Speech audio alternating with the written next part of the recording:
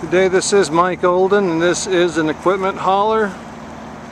It has a front storage for plywood sheeting and piping, 5 storage trays for fittings, heavy duty ramp, 6 D-rings for tying down your machine,